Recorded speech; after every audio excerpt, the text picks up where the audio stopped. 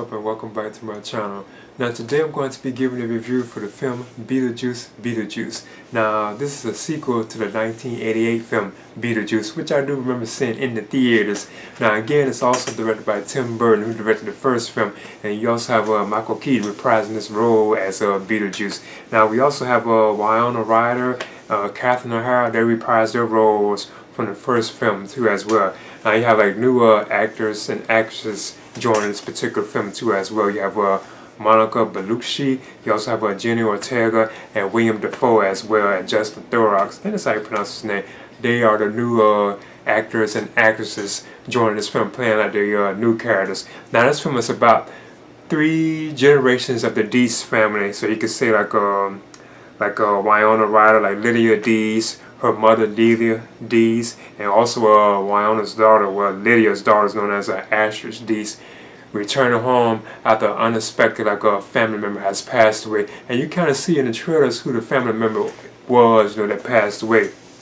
Turns out it was Delia's husband. He had passed away. Yeah, Charles Deese. He apparently had passed away, and we get to see glimpses of what happened to him. And I thought those moments were kind of funny.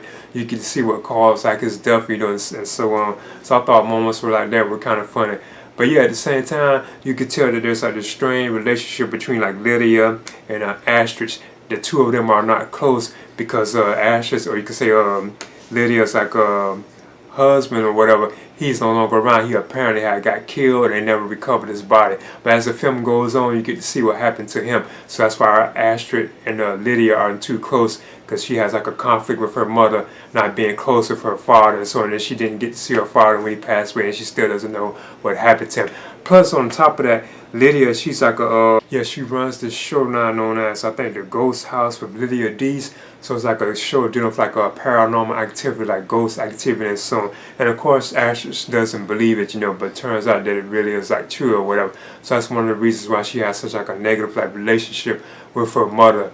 But as the film goes on, you get to see more and more things going on. Now Delia Deese, Lydia's stepmother, now this particular time around, she's actually running an art show that's located in the Soho Gallery. So she's actually running her own art show, whatever. She has artifacts and stuff, art on display and so on, where people can come and look at it. So that's the type of stuff that she is doing. Now you also have this guy known as Rory, and you can tell right from the beginning that he's probably kind of some, I ain't gonna say, I just leave it at that, I don't want to spoil the film.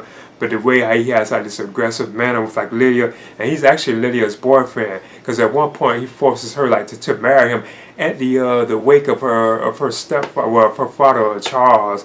He actually forces her, where he commits to her right there, saying he wants her to marry him at this wake for the guy that just passed away. So stuff like that you could tell was something kind of off about his character right there. You could tell it was forced and rushed, so you already knew something was building up with him. Now as the film goes on, you do get to see Beetlejuice, who eventually shows up, and he's living in the afterlife, and he's doing his own typical type stuff and everything. And it turns out that we get a flashback to his past, before Beetlejuice died, where we get a flashback to his past, and apparently he did have a former wife or ex-wife, that he fell in love with and so on. They got close, but it turns out she actually had, I just leave it at that. But she turns out to be the antagonist. I guess you could say the antagonist of the film, the villain of the film to a certain extent. And she's known as Dolores, and she's played by Monica Bellucci, because she also has the power to soul drain her victims. And these are people that are dead. That's what she does. People that are in the afterlife, she could take them and suck out their soul, because when she does it, they'll just drain up, they shrivel up and fall down on the ground. So I thought all that was kind of interesting. But I feel she's there, but it's still something kind of it doesn't really take off I would really want it to. But she's pretty cool in her presence. I thought the performance was pretty cool, and it's kind of funny too, because the way she just drains people's souls.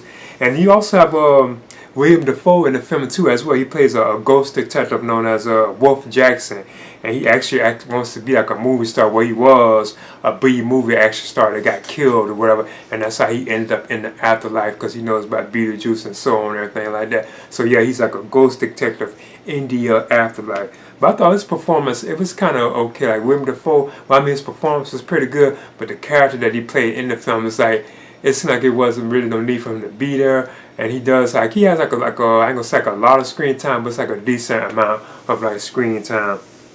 And there's like other characters and you know that I want to touch on. Like I don't want to spoil the film, but I just leave it at that. But I thought the chemistry between like a lot of the stars of the film I thought was pretty decent, and like it does have like that Tim favorite like flavor to it, like the chemistry. Like you know, like the look of the film, like the cinematography has like that dark and like gothic type feel, like morbid type stuff. There's even moments in the film where I'm surprised this even got like a PG-13 rating, because it's kind of like blood flying and splattering, you know, squirting out everywhere and stuff like that. So you would think that how could this film be like R-rated? I mean not R-rated, but PG-13. And even when Dolores like is come back, you know, when she just revealed to be coming back, you can see her like chopped in pieces, and she puts herself back together. Like she puts her head back on her body, her legs back on. It's like very graphic. It's not over the belly, but you can see like the wound, you know. So I thought that, and she even stapled her face back on because her face was peeled off. I was like, whoa, but it's still done like in a hilarious type manner, and I think that's why they probably got away with some of the things that they did in the film. And there's also a young boy who shows up in the film known as Jeremy Fraser. And he's actually, I guess you could say, the love interest of Astrid in the film. But I thought Astrid, played by Jenna Ortega, I thought she did her role pretty cool. And you can tell they just have like her and Wyona, Lydia, and both mother and daughter just have like a negative chemistry with each other, not like close and stuff like that. But you know, that's how these kind of films be like the mother and the daughter or the father and son, they don't be close at first, but as the events of the film play on and go on, you know, they eventually like come together. You know how the typical stuff goes. But overall, I thought Michael Keaton was like hilarious in his role as Beetlejuice. You know, and so like some of the things he does take like a call back to the original film. So he is like hilarious like in this moments too. But I do feel like once he got with like Lily and all of them, it's like it started getting kind of like going downward. It wasn't really like elevated like you wanted to be. But I think it still was like a fun like film though. And so I guess I would definitely recommend it for like fans of like Beetlejuice, or like fans of like Tim Burton films. But in the end, I kind of feel like it was a B-, but it was still just something about it. And like it had like up parts and it had like down parts. It just really wouldn't like take off for me. But it still was like a fun ride. I would still recommend watching it. It's like hilarious. Like a lot of moments in it were like funny, but there are like a lot of like morbid moments in it too as well. It's like bloody and so on. Pieces, people heads, all that kind of stuff, you know.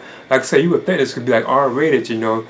But in Beetlejuice, I'm gonna give it a C. I thought it was okay. It was like a fun ride. Like I said, I would recommend it.